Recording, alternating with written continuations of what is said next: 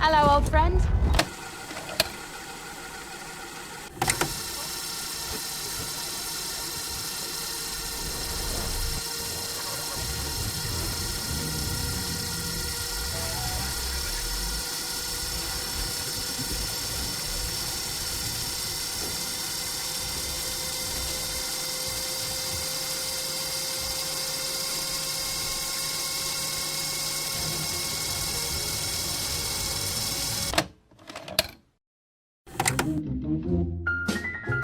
Now this is better. Back to the good old days. Can you guys believe it's already been 10 years since the release of Battlefield Bad Company 1, the original Bad Company, the first Battlefield game on the Frostbite engine. As you guys know, every once in a while I like to go back in time, a trip down memory lane, visiting old Battlefield titles, seeing where it all began, how far we've come, and of course if the game is still any good in today's day and age. And let me tell you, it's not. I mean, gameplay wise, it's pretty terrible, but that doesn't mean it's a bad game. Matter of fact, I would consider Battlefield Bad Company 1 as one of the best Battlefield games ever made. Not only because it's a lot of fun, or because this is where B Company originated from, or the amazing sound design DICE already had in 2008, but also because this is the first Battlefield title that was running on the original Frostbite engine. An engine that has seen many updates and improvements, but was officially created initially for Battlefield Bad Company 1. In a sense, Bad Company has marked the path for future Battlefield games. This is the reason why we have those gorgeous graphics, those amazing details, the incredible destruction. I mean, you can't even think of a Battlefield title nowadays without destruction, and it all started right here. You know, you can shoot grenades too. Try blowing a hole in that house. It's fun. Yeah! No need using the door. Just make your own. Also, did I mention this game was a console exclusive?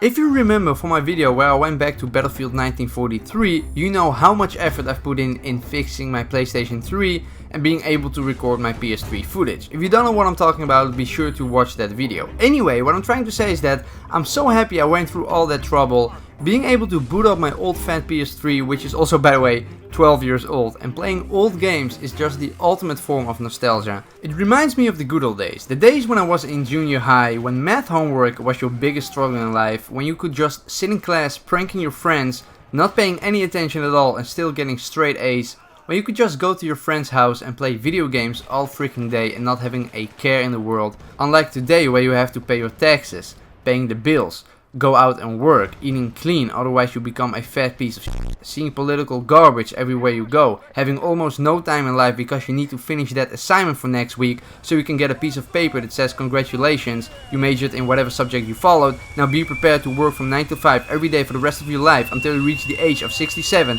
where after you no longer have any energy left to do anything fun or useful and you're just waiting for your life to end.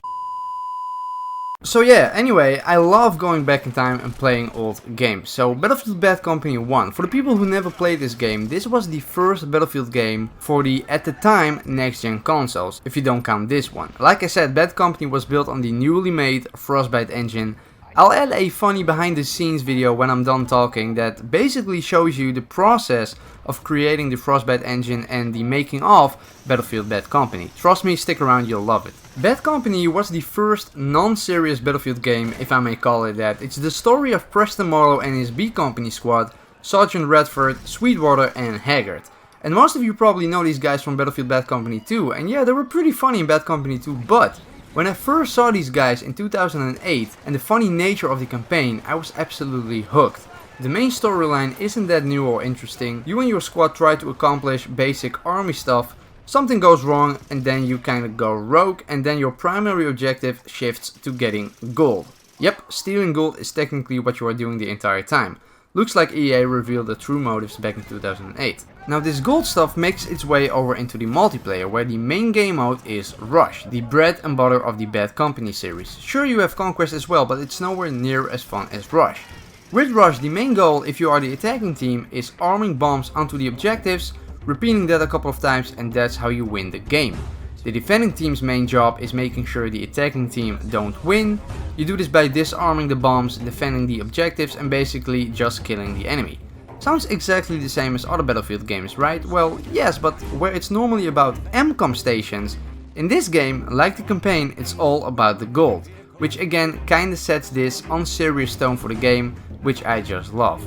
Now, I'm not gonna lie, I had a pretty hard time coming back to the multiplayer. First of all, I'd like to mention the fact that this game still has an active player base. A 10-year-old PlayStation 3 game still has an active player base. And I can see why. Multiplayer is fun. It's just that these guys who have been playing this game literally for 10 years straight are basically gods at this point. Like, they know where you spawn, they jump like crazy, and I don't know how they do it, but they have a godlike aim. Coming from the smooth controls on the PlayStation 4, the controls in this game are super clunky. Like, it feels really weird. Also, you don't have auto sprint. If you want to sprint in this game, you need to hold the L3 button the entire time. I wonder which genius came up with that.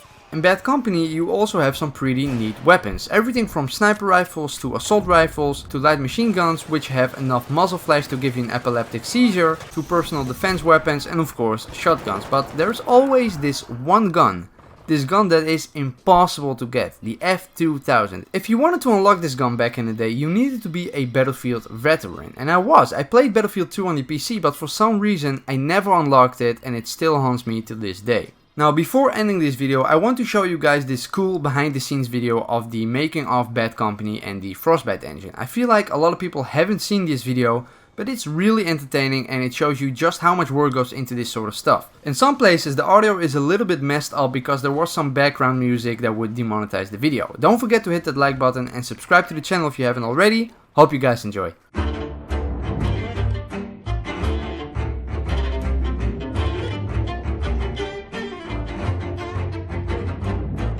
So when starting building the game, we have a lot of different steps that we go through, both to envision what the game is going to be about before you even have the game, and that is very important, especially when you're building a new engine, because for a long time you don't have a game to look at. In the beginning, we started out even with early prototyping about the key thing in this game, which was the destruction. We can do that in very simple steps. We can play around with Lego, for instance, and do mock-up first-person videos of running around in that environment, just blowing things up. Part of that is for fun, part of that is also just to try out that, do we believe in this? And it might look a bit silly, but it actually gives us a lot of feeling for what it's going to be about.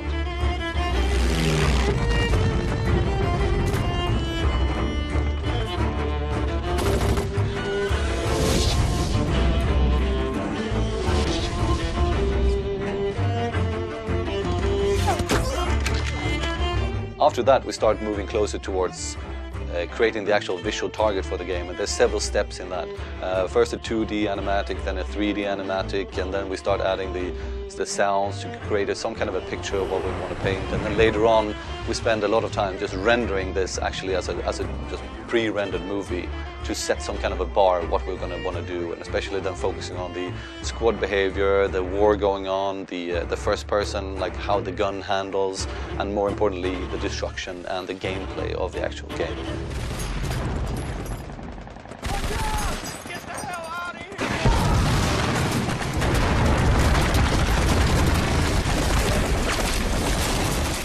At that point the game looks really good actually, because it is a pre-rendered movie, but it's also very fake.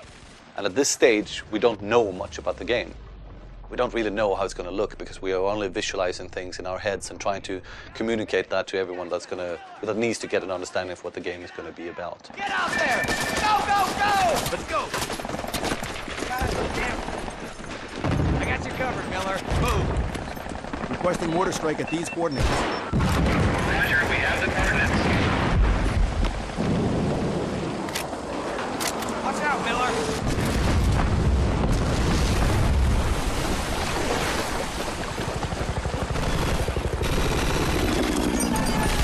Miller, get a grenade on him!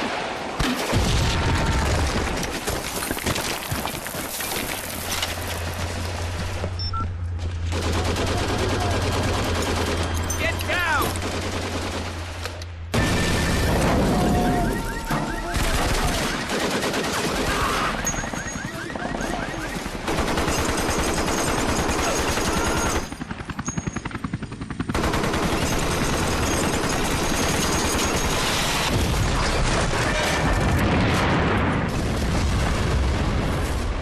Since we developed the technology from the ground up, they are very crude in the beginning, the first steps. But as you move forward, the game starts to take shape.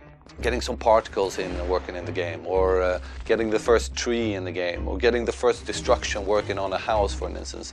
While you do these kind of things to just prove out the different features in the game, the side track is that we've been working on story, characters, all of these kind of things to create more what we want to have as the attitude and the tone of the game. And in order to prove that, we created another movie, which was like a crude cutscene being played up by the actual Frostbite game engine with correct animation data, with the characters, with the environments that we actually had. And we had a visual target before, but it was actually this movie that gave us more the true step of what our visual target should be, because this was rendered by the actual engine in itself.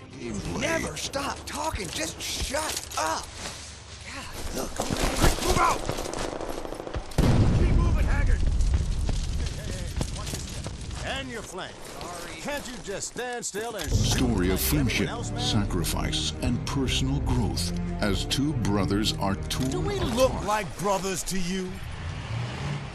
Go, go, go, go, go! Come around back, follow me. You want to call for a cab? And when we saw that, that was when we got a really good feeling for what the tone in the game is going to be about. The dialogue between the characters and how they haggle and talk to each other. And that's when they start to come to life and you start to get a feeling for the story that you have created and the dialogue being played out by the characters. Now can we focus on staying alive here, please? Sarge! What? Incoming! Sir?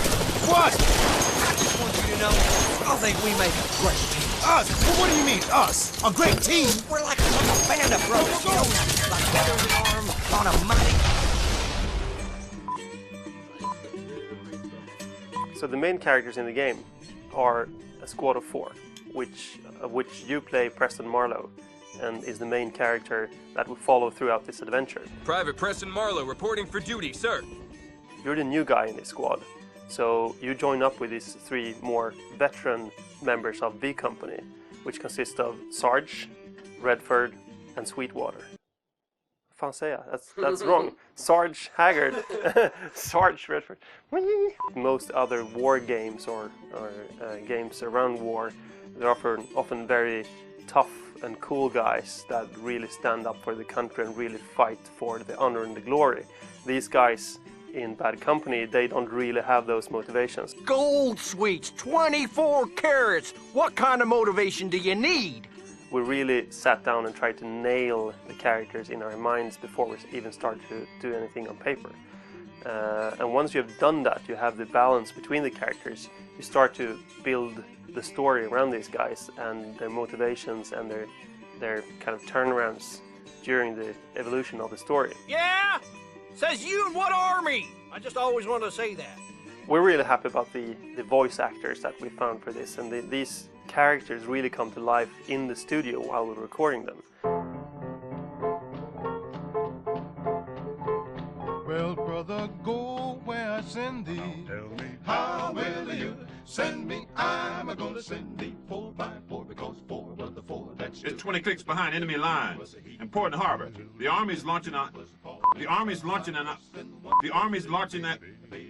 It's 20 clicks behind enemy lines. So we kind of sold the idea to them of the story and the script, and we discussed how to make them work together and how they would react if they were real characters. And we got so much out of that because we didn't have to direct every sentence and every word that they said, because they kind of built a relationship with the character, and then they just could, free roam and come up with cool ideas themselves. Are your trousers chafing your thighs? Because mine are. There's a rash right down the inside there. I think that's a little more information than we actually needed, Haggard. I must confess, I have no longer control of glorious Sadaristan army or my bladder. Preston, cat caught your tongue? No. No, that's a good line. We'll keep that in the game. I'm sure the kids will go crazy when they hear that. Won't know what to do. Keep saying, oh boy, can't wait to hear some more shit like that.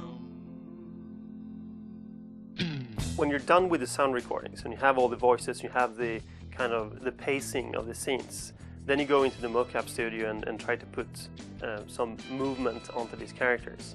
So by complementing the voice acting with the mocap actors. You actually get 2 sets of actors that can help drive this character and become what we're striving for. I'm Sergeant Redford. Call me Haggard. My name is Preston. I am Sweetwater, yes.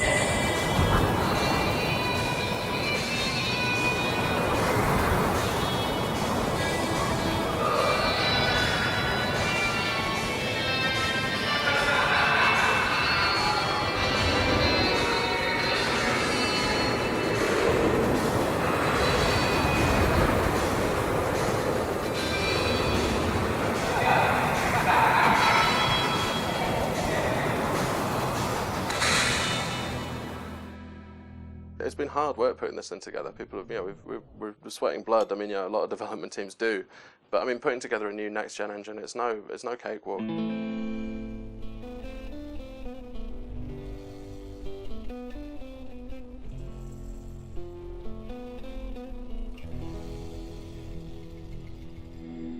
This version really changes things, and that's been a not a surprise. We were expecting it was going to, but I don't think quite to the degree that it has.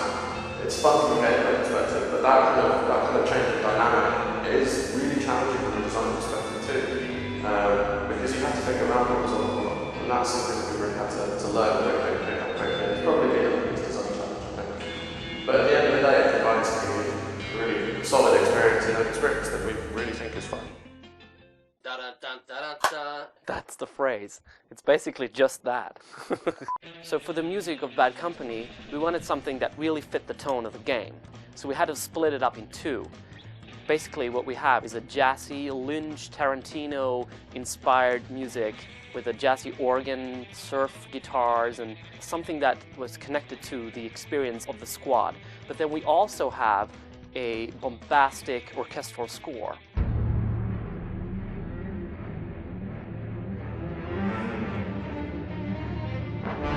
So we went to New York and we worked with Please Music Works. It's a group of composers there, and we recorded with a 60-man orchestra.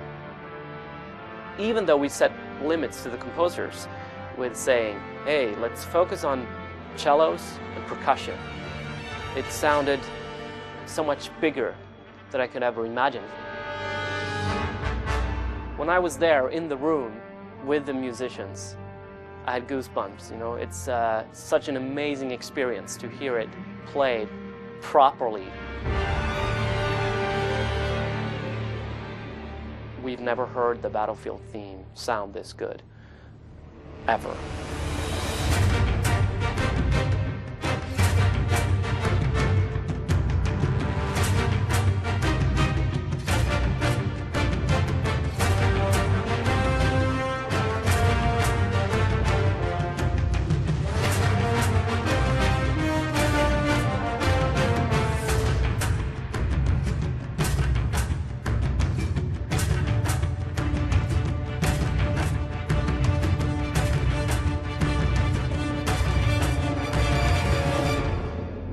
Most people think that it's a linear progression when making a game, but I can sure tell you that that's not the case. Sometimes we get results that no one could anticipate at all.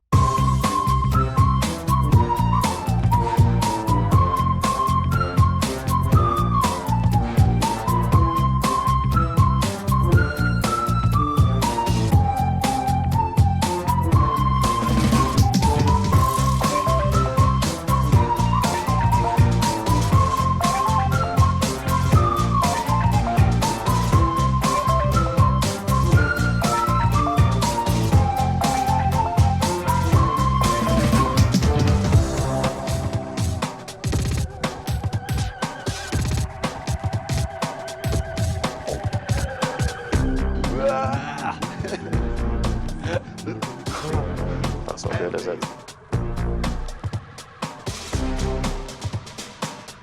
But really tried to not hurt any animals during the production of Battlefield Bad Company. We almost made it.